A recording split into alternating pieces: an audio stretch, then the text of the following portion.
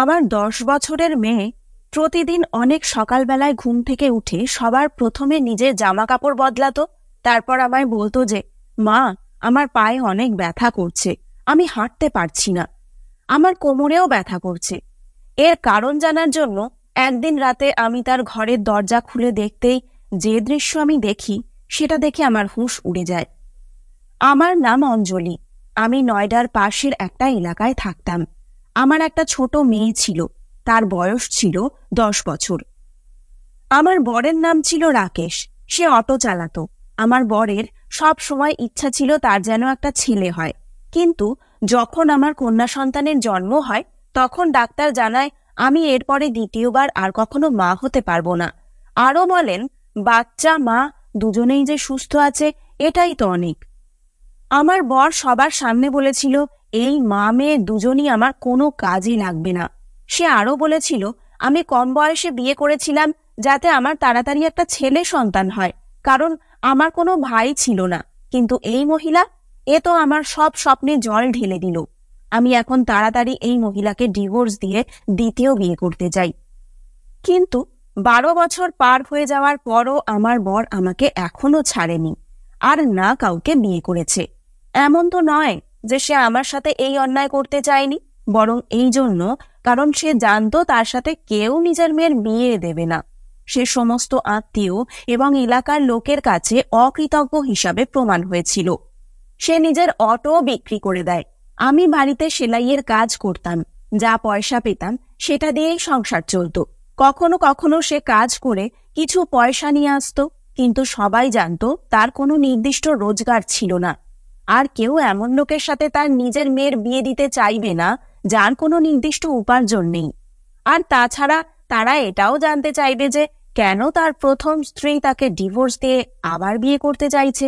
এদিকে আমার মেয়েও বড় হয়ে যাচ্ছিল। আমি আমার মেয়ের নাম রেখেছিলাম ডিম্পল। সে অনেক সুন্দরী এবং অনেক রোগা ছিল। আর সবচেয়ে আশ্চর্যের কথা এটা ছিল যে ডিম্পল আমাদের বংশে এমন একটা মেয়ে ছিল যার গায়ের রঙও অনেক ফর্সা ছিল, কিন্তু আমার মেয়ে অনেক বেশি কোমল ছিল। সব সময় আমি তাকে অনেক আগলে আগলে রেখেছিলাম এই ভেবে যে আমার একমাত্র সন্তান সে। আমার তো আর কোনো সন্তানও হবে না। যদি তার কিছু হয়ে যায় তবে আমি তো নিঃসন্তান হয়ে যাব। সেই জন্য সব সময় আমি তার অনেক বেশি যত্ন করতাম। কিন্তু সমস্যা এটা ছিল যে সে অনেক বেশি কোমল ও বোকা মনের মেয়ে ছিল। আমি তাকে বাকি মেয়েদের সাথে খেলতে যেতেও দিতাম না। সেই জন্য কারুর সাথে তার খুব একটা বন্ধুত্বও ছিল না। সে এলাকার মেয়েদের সাথে সময়ও কাটাতো না। আমি তাকে কোনো মেয়ে বাড়িতেও নিয়ে যেতাম না। আর আমাদের মতো গরিব মানুষের যাওয়ার মতো জায়গাও তো খুব বেশি থাকে না। আমি সবসময় ভাবতাম যে সারা জীবন আমি আমার মেয়ের সাথে থেকেই তার দেখাশোনা করব। আমি তাকে বাইরের সমস্ত বিপদ থেকে রক্ষা করতাম, কিন্তু আমি এটা জানতাম না যে বিপদ কখনো কখনো ঘরের ভিতরেই থাকে। যাই হোক, এটা অনেক লম্বা ঘটনা। যখন আমার মেয়ে যুবতী হলো তখন আমার বর তাকে হঠাৎই অনেক ভালোবাসতে শুরু করে।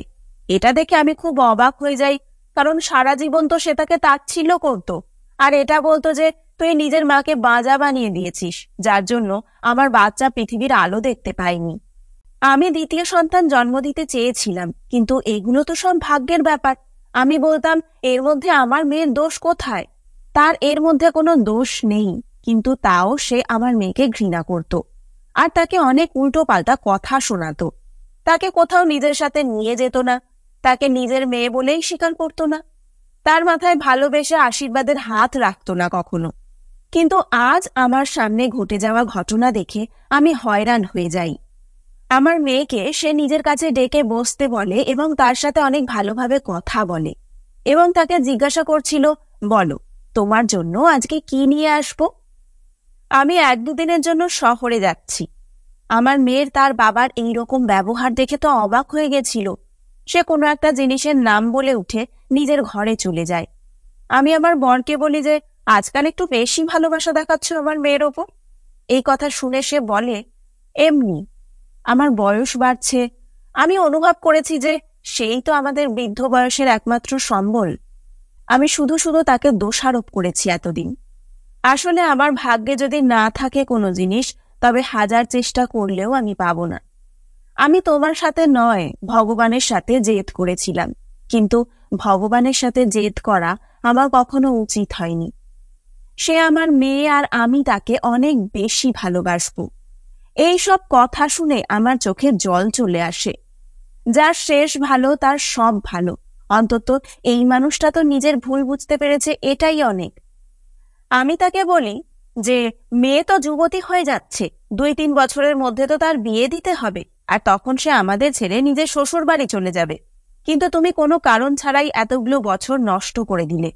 কত সুন্দর দেখতে আমাদের মেয়েকে, যখন সে ছোট ছিল শুধু তোমার পিছনে পিছনে দৌড়াতো, তোমাকে বাবা বাবা বলে ডাকতো, কিন্তু তুমি কখনো তাকে কোলে তুলে নাওনি।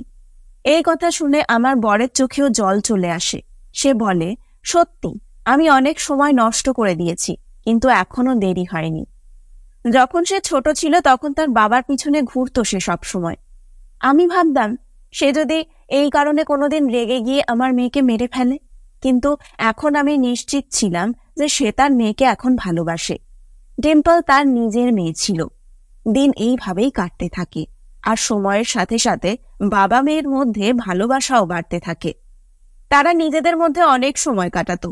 আমার বর তার মেয়েকে নিজের সাথে বাজারেও নিয়ে যেত, তার জন্য উপহারও নিয়ে আসতো।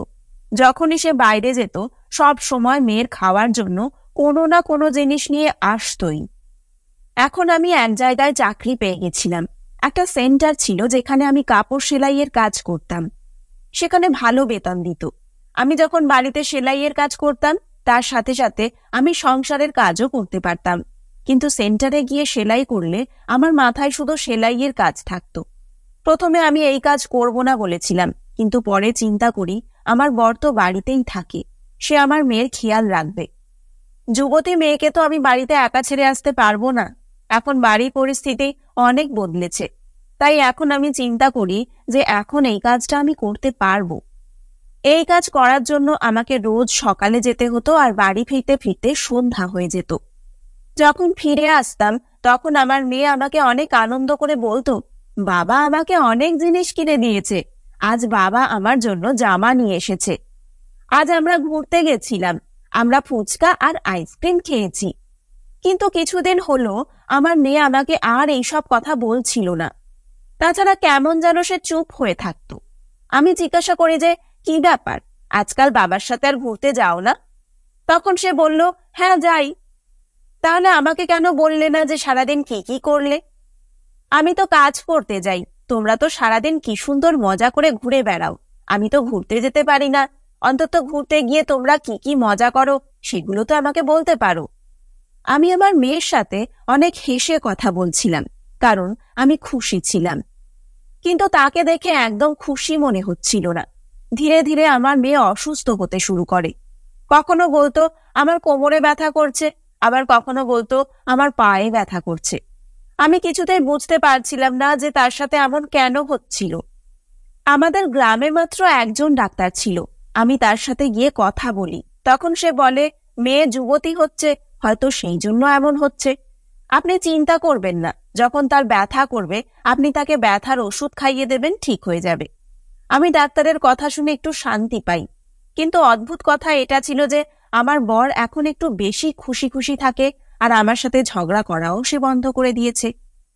বাড়িতে পয়সাও উপার্জন করে নিয়ে আসতো, কিন্তু আমার থেকে দূরে দূরে থাকতো।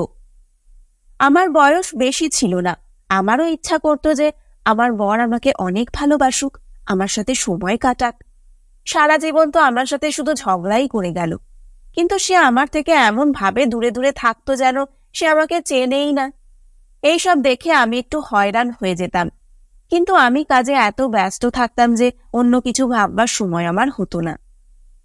একদিন আমি আমার বরকে বলি যে এইবার মেয়ের জন্য ভালো একটা সম্বন্ধ দেখো। সে বলল, এখন থেকেই? তখন আমি বলি যে ভালো সম্বন্ধ দেখতেও তো সময় লাগবে, আর বিয়েরও তো একটা নির্দিষ্ট বয়স আছে। এখন আমরাও সচল আছি, আর আমাদের মেয়েও যুবতী হয়ে গেছে। আমরা আমাদের মেয়েকে দিয়ে তো চাকরি করাবো না। যদি চাকরি না করাই তবে বিয়ে দিয়ে দিতে অসুবিধা কোথায়? তখন আমার বর বলে, না, এখন না, এখন সে অনেক ছোট, তার যতদিন না 20 বছর বয়স হচ্ছে ততদিন আমি তার বিয়ে দেব না। আমি বললাম, 20 বছর তো অনেক বেশি হয়ে যাবে বিয়ের জন্য। 18 বছর বয়সটাই সঠিক। তখন সে বলে, না, যতদিন না আমাদের মেয়ে বুদ্ধিমতী হয়ে যাচ্ছে তার বিয়ে দেওয়া ঠিক না। আমি ভাবলাম যদি আমার ব্যাপারেও কেউ এরকম ভাবতো। আমার যখন 16 বছর বয়স তখন থেকেই তো তুমি আমার ওপর অত্যাচার করা শুরু করে দিয়েছিলে। তখন সে বলে, আমি তো অশিক্ষিত ছিলাম, কোনো কিছুই বুঝতে পারতাম না, এটাও বুঝতে পারতাম না কোনটা ঠিক আর কোনটা ভুল। সঠিক পরামর্শ দেওয়ার মতো তো কেউ ছিল না। আমার মা বাবাও আমার মতোই ছিল, কিন্তু এখন আমি জানি এই সমাজটা ঠিক কিরকম। তাই আমি সেই একই ভুল করব না। তাছাড়া আমাদের একটা মাত্রই তো মেয়ে। আমার বর এই কথাগুলো অনেক ভালো করে বলছিল। তা না হলে সারা জীবন তো আমাকে কথা শোনাতো যে একটা মেয়ের জন্ম দিয়ে আমি বাজা হয়ে গিয়েছি, মেয়ের জন্ম দিয়ে আমি তার খরচ বাড়িয়ে দিয়েছি। এইসব কথা বলে সব সময় সে আমাকে আঘাত করত। আমার বর আমাকে অনেক কষ্ট দিয়েছে, কিন্তু তারপরেও আমি তাকে ক্ষমা করেছিলাম, এটা ভেবেই যে সে আমার মেয়ের বাবা। কিন্তু আমি এটা জানতাম না যে একদিন সে এমন কিছু করবে যার ফলে আমি তাকে আর কখনো ক্ষমা করতে পারবো না। একদিন আমার মেয়ের সকাল থেকে শরীর খারাপ ছিল, তারপর সে দুপুরের দিকে হঠাৎ অজ্ঞান হয়ে যায়। আমি তাকে ডাক্তারের কাছে নিয়ে যাই। আমার মেয়ের চেক আপ করার পর ডাক্তার আমায় এমন কিছু কথা বলে যেটা শুনে আমি অবাক হয়ে যাই।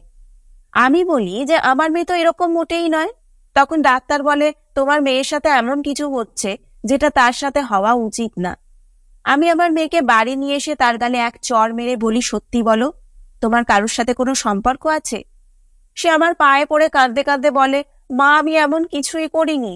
তারপর সে আমাকে এমন কিছু কথা বলে যা শুনে আমার পায়ের তলার মাটি সরে যায়, আমার চোখ জলে ভরে যায়। আমি নিজেকে ঘরে বন্ধ করে নিই। 2 ঘন্টা পর আমি ঘর থেকে বাইরে বের হই আর মেয়েকে জিজ্ঞাসা করি, তুমি মিথ্যে বলছো না তো? সে বলে, আমি সত্যি বলছি মা, আমার কথা বিশ্বাস করো। রাতে আমি আমার মেয়েকে আমার সাথে নিয়েই ঘুমাতে শুরু করি। আমার বর বলে, তাকে এখানে কেন ঘুমাতে বলছো? তার তো নিজের ঘর আছে। আমি বলি যে সে আজ থেকে এখানেই ঘুমাবে। তখন সে বলে, তাহলে আমি কোথায় শোবো? আমি তাকে বলি, তোমার যেখানে ইচ্ছা সেখানে শুয়ে পড়ো। তখন সে বলে, তোমার কি হয়েছে? আমাকে কি ভেবেছো তুমি? তুমি কি আমার সাথে ইয়ার্কি করছো? আমি তাকে বলি যে তোমার সাথে আমার ঝগড়া করতে ইচ্ছা করছে না, আমি আমার মেয়েকে বুকে জড়িয়ে নিয়ে ঘুমাবো। এই কথা বলার সময়ও আমার চোখ থেকে জল বেরোচ্ছিল। পরের দিন থেকে আমি কাজে যাওয়াও ছেড়ে দিই আর বাড়িতেই আগের মতো কাপড় সেলাইয়ের কাজ শুরু করি। আমার বর আমাকে জিজ্ঞাসা করে যে তুমি কাজে যাচ্ছ না কেন? আমি তখন বলি যে আমি কাজটা ছেড়ে দিয়েছি।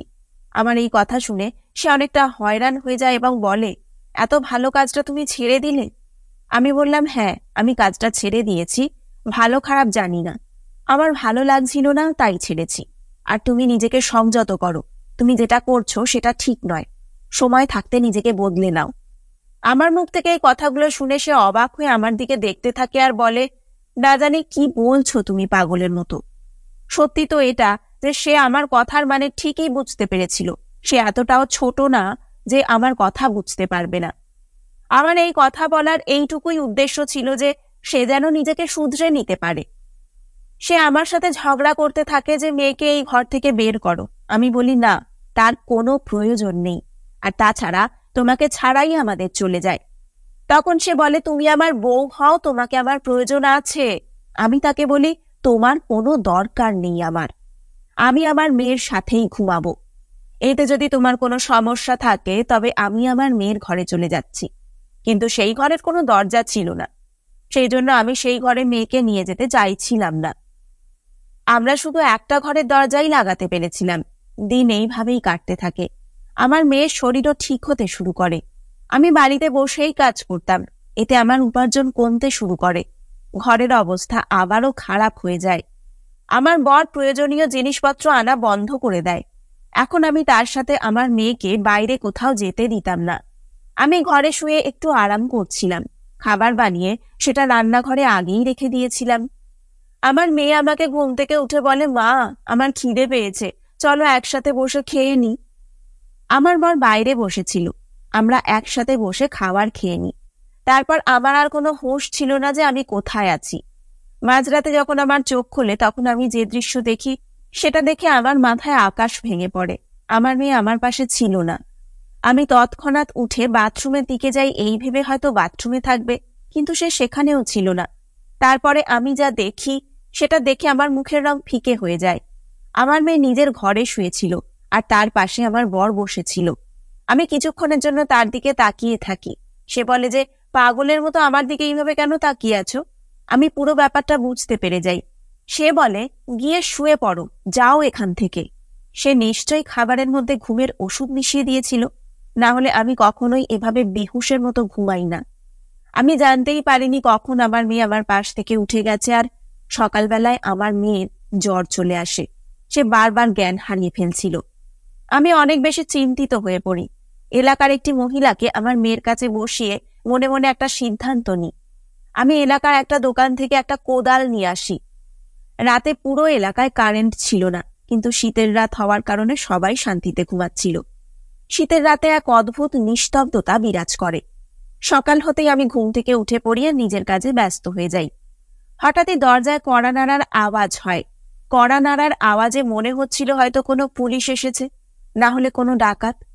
যেই হোক না কেন, সে খুব জোরে জোরে দরজায় ধাক্কা দিচ্ছিল। আমি ঘাবড়ে গিয়ে সিদ্ধান্ত নিই যে আমি দরজা খুলব না। আমার মেয়ে ঘুম থেকে উঠে বলে, মা, কি হয়েছে? আর তুমি কি করছো? উঠানে এমন খোঁড়া কেন? আর বাবা কোথায়? আমি বলি, ওই লোকটাকে বাবা বলে ডাকার কোনো দরকার নেই। আমার মেয়ে আমার দিকে তাকিয়ে চিৎকার করে বলে ওঠে, মা, তোমার কাপড়ে কি লেগে আছে?